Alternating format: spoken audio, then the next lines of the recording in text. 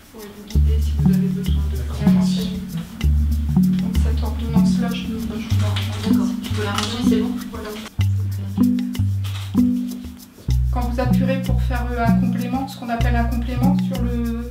Le but de ce vaste projet, c'est donc de prouver qu'au domicile, grâce à la formation que nous allons optimiser auprès des professionnels du domicile, on peut vivre avec une alimentation un peu complexe, une perfusion un peu complexe et des soins difficiles au domicile.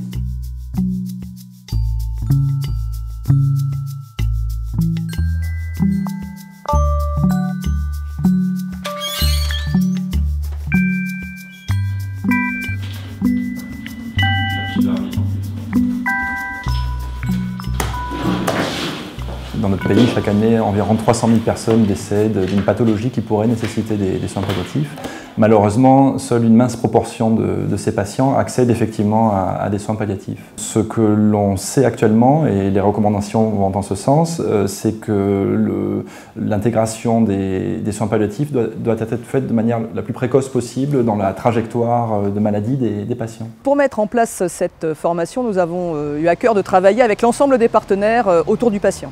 C'est ainsi qu'on a pu mettre en évidence un certain nombre de gestes techniques et de situations complexes qui nécessitaient une formation, avec l'idée de former les soignants pour former les aidants. Le but, c'est le lien ville-hôpital autour du malade.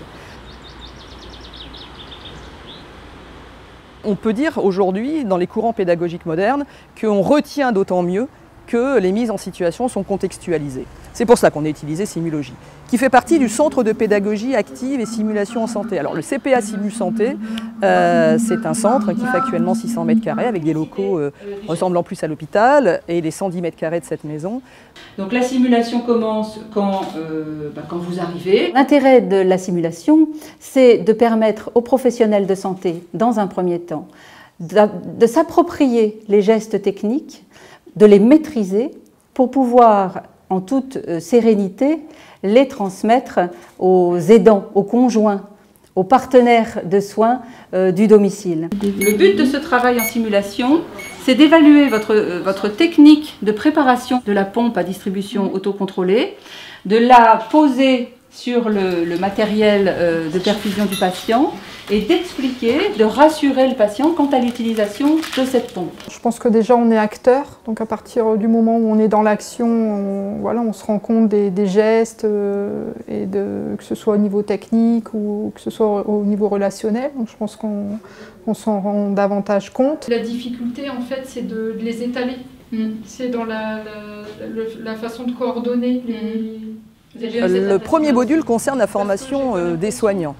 Ce module va être décliné en un second module pour former les aidants. Donc, comment les soignants peuvent apprendre aux aidants à prendre en charge au mieux les patients à la maison. Mais pour ce faire, il faut que les soignants soient eux-mêmes formateurs. Et donc, il faut qu'il y ait un apprentissage à comment former, comment faire apprendre. Et puis enfin, un dernier module pour que les soins palliatifs puissent être anticipés, pour qu'il y ait une anticipation et une planification. Et ça sera donc un quatrième module à destination des professionnels.